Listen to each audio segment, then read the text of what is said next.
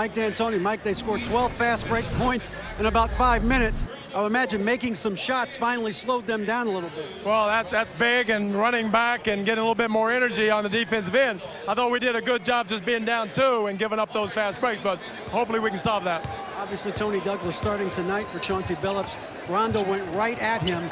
What does Tony have to do to counter that? Well, he's probably got to pick him up a little bit and slow him down. We've got to let him get too deep, but the big's got to get back and turn around and help him. He comes down by himself. It's real tough. We got to load up with the big guy. Thanks, Mike. Okay. All right, David. Tony Douglas sitting down after picking up those 2 fouls. So Anthony Carter now at the point. In the absence of Chauncey Billups, Rajon Rondo back on the floor. He was 6 of 8 from the field. The rest of the team 4 for 17. Green was fouled, taking that pass from West. So Jeff Green will go to the line. The foul committed by Jared Jeffries. And Marv, we heard Mike D'Antoni say he thought his team did pretty well to be only down 2. I mean, how about these numbers? The Knicks have been outscored in transition 12-2. They're 0 for 4 from the three-point line. And Amari Stoudemire is 0 for 5 for 0 points. So it's a miracle that they're only down 3 right now.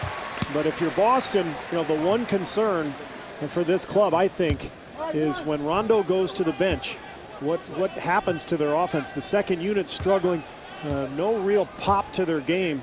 And we'll keep an eye on that tonight and really throughout the playoffs. Doc Rivers has Rondo and West in the backcourt. Davis up front with Green and Pierce. Boston by 3. They've led by as many as 10. Stoudemire has not been able to get going to this point. The tip by Walker kept it alive. And a foul is called as Sean Williams was able to grab that offensive board and was hit by Paul Pierce. Well, Stoudemire now 0 for 6. And Marv, I thought Kevin Garnett was embarrassed after game 1. You know, the highlights of Amari dunking over him were shown a million times around the country. And he came out so much more determined tonight, and he really got into Amari's body, didn't let him get off to that quick start. Nice pass. Jeffries able to lay it home. Set up by the former Celtic, Bill Walker. 1-point lead for Boston. Yeah, you look at the numbers, Garnett, the other night, 15 points, 13 rebounds, but just 5 for 14. And you mentioned the play of the defensive end, although he did a good job denying Stoudemire those final 3 minutes. Here's Pierce on a fade.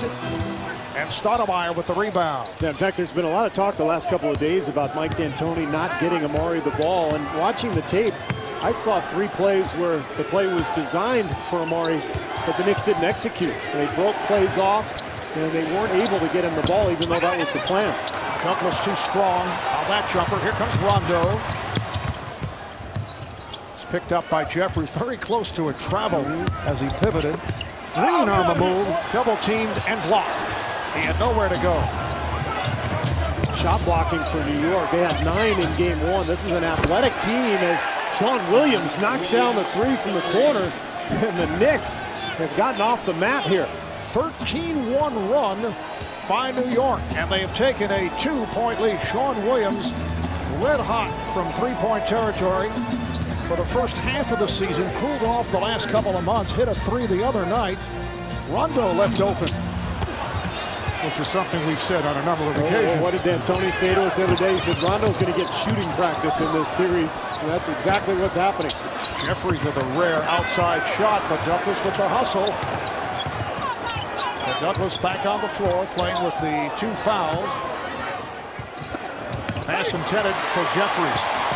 Here's Rondo spinning his way. Rondo on the move. Rondo to the rim, and he is fouled by Williams. He's been pretty much the extent of the Celtic offense tonight, along with a couple of weak side pin downs for Ray Allen. But you know, this has been the story for Boston offensively. Just force a turnover or a stop, get the ball to Rondo, and let him go. Rondo just 2 of 4 at the line. As I mentioned earlier, 57% free throw shooter. The Boston Celtics 56-26, finishing as the 3rd seed in the East behind Chicago and Miami. At one point, they won 14 in a row. At their best, they were 41-14. But since the trade of Kendrick Perkins, only 15-12. Injuries certainly played into it, but they lost 11 of their final 21 games. Doc Rivers did not play regulars the last couple of games, but they were struggling in those last couple of weeks of the season. They had some bad losses, Marvin. It cost them the 2 seed in the East, and that's huge, because if they go on and win this series and Miami wins theirs, you know, they lose home court advantage against Miami. Walker with a strong move and a foul. A blocking foul. It's on the Celtics. Green hit the deck. Looks to be on Jeff Green. Now the Knicks, a team that loves that three-point line. This is their first one of the night. Sean Williams from his favorite spot in that left corner.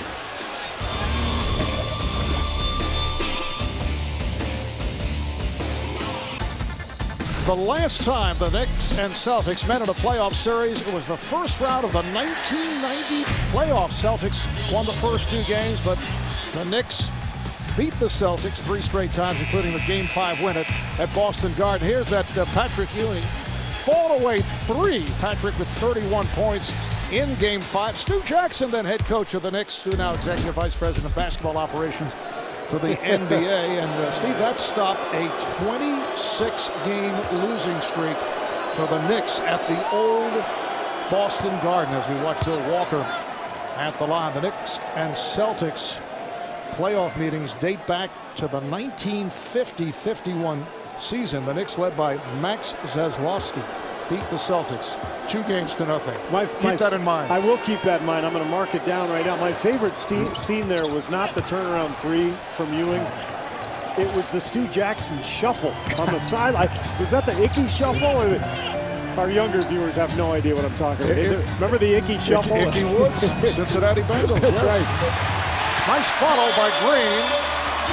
I think Stu still has those nifty moves in the comfort of his office in Manhattan. Oh, that was outstanding. Game is tied at 28. Douglas, court 3. Green chasing it down. It's slapped out of bounds by Sean Williams. Here it is, one more time. Well, you can't blame them. What'd you say they had lost in a row in the Garden? 26. And remember, earlier in that series, Boston had gone up 2-0, and I believe they scored 157 points in Game 2. And can you imagine that? And you give up 157 and you're down 2-0 in a 5-game series, and you come back and win? That's incredible. I would have done the shuffle too. I know Stu appreciated the second look at the vintage. Maybe we'll get a third one in. Shot clock is down to 5. Rondo on a crossover, met by Jeffries, has to go to a scoop. Going to the entire repertoire on that movement. A foul is called, tripping foul. That's number 3 on Jeff Green. Well, this will be interesting to watch. As I said, throughout this game and the rest of this series, the Knicks bench is playing with more confidence than the Celtics bench is. And you've seen every time Rondo's gone to take his rest, it's been a struggle offensively. Meanwhile, New York seems to have more firepower.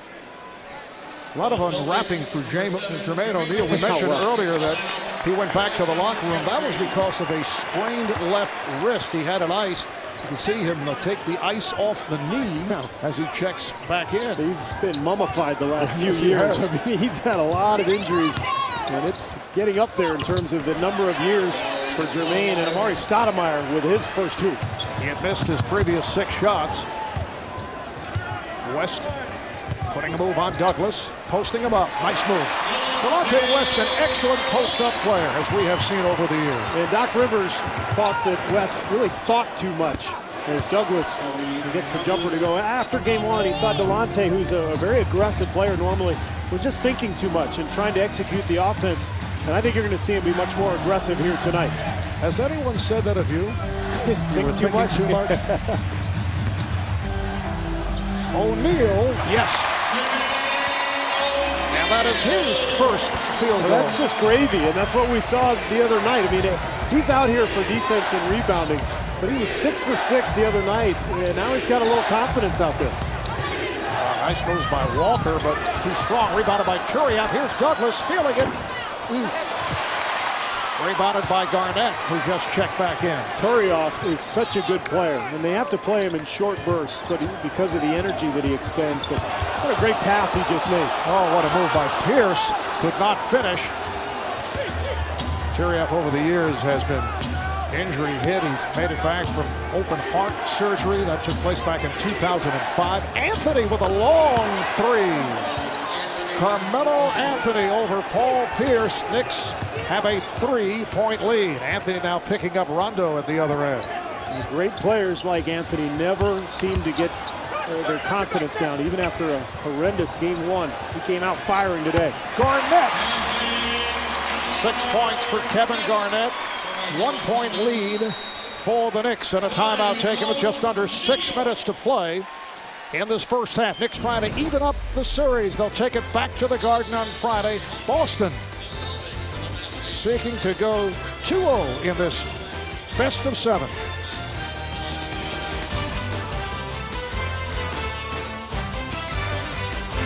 Coming up at 8 o'clock Eastern time, and time for the Cinco stat of the night presented by Corona. I think this is great. I mean, look at these numbers. The Celtics defense so strong, and in the last 4 years, look how they've improved, except for 2009. And oh yeah, that's when Kevin Garnett was injured and not playing. So you want to talk about the impact that one player can have on a defense. Kevin Garnett just changed the entire culture of this Celtics franchise when he arrived from Minnesota. Knicks up by 1, just under 6 remaining. First half, Marv Albert, Steve Kerr, and David Aldridge from the TD Garden. That is last touched by the Celtics. The Knicks have 8 on the shot clock. Landry Fields back on the floor. So Fields and Douglas in the backcourt with Turioff, Stoudemire, and Anthony. And Mark, we talked about how important rebounding is tonight, and after that early deficit, the Knicks have actually out-rebounded the Celtics 19-6 in the last 11 minutes, and that's another one. That's 20-6 now on the board. Stoudemire with the tip. 37-34. Knicks with the lead.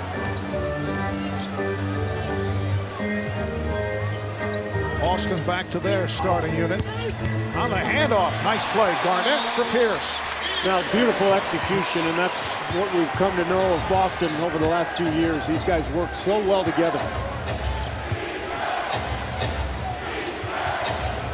Douglas tried to use a pick. The ball knocked out of his hands, and last touch by Garnett. Very fortunate for Tony Douglas, who mishandled that ball. That could have been a turnover and a layup the other way. Tony Douglas in the starting lineup for the injured Chauncey Billups. Did start 9 times during the regular season. And had some big games. His career-high 30 points against the Bulls in Chicago. Allen broke it up. Here comes Rondo. Knicks trying to get back. Rondo all the way. And scores! 7 hoops, 7 layups for Rajon Rondo. Celtics up by 1. Stoudemire had it deflected away. Good hands by the Celtics. Now, this is the Celtics' best defensive team. These 5, especially with Jermaine O'Neal playing so well and protecting the rim. And when they can block shots and force turnovers, as we've talked about, Rondo, a one-man fast break.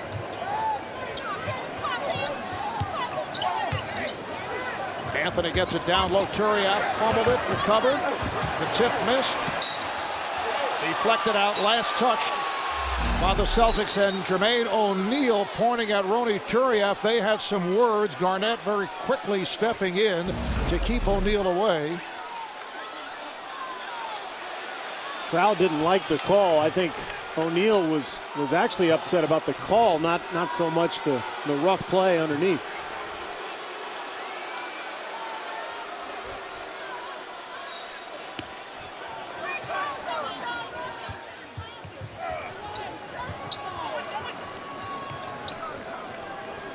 Coming up on 4 minutes to go, first half. Anthony with the step. Douglas. Turioff with the rebound. Another Knick rebound, and it set it up for Anthony. Now Pierce able to pull it down. Rondo is able to flip it to Allen. And now Rajon Rondo will reset. First time we've seen good transition defense from New York that time. The bigs getting into the paint and forming a wall so that Rondo couldn't get there. Shot clock to 3. Garnett. Good job by Jermaine O'Neal. And here's it from the crowd. Now he's just given this Boston lineup that extra length, and a foul from Douglas, and Rondo tried to throw up a 3, and Douglas was lucky not to get that get a 3-point attempt called, but that's Douglas's 3rd, right? Yes. I don't know why he went and did that. And Rondo very effective at giving the appearance that he's taking a shot, although did not get the call in this instance. Well, somebody on the bench must have said we have a foul to give, but I don't understand the purpose of that. Particularly when you already have 2. No.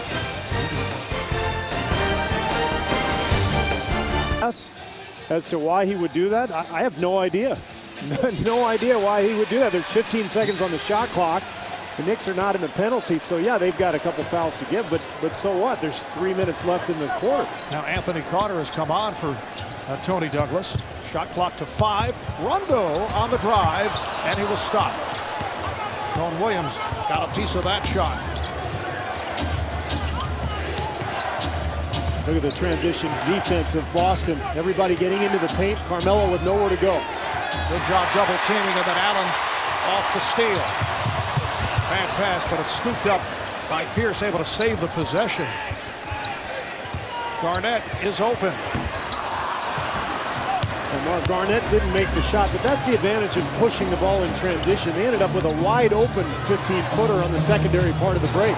Carter off, and he's pushed by Sean Williams. That's team foul number 4 committed by the Knicks.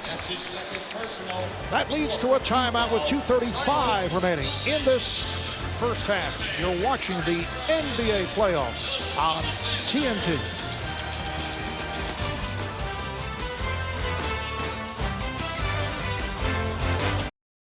When I did glance over watching the ball, I saw Tony chasing Ray, and all of a sudden he hits the ground. And I was like, oh no. And then the shot goes up. I'm like, please don't go in, don't go in, don't go in. Then he makes it.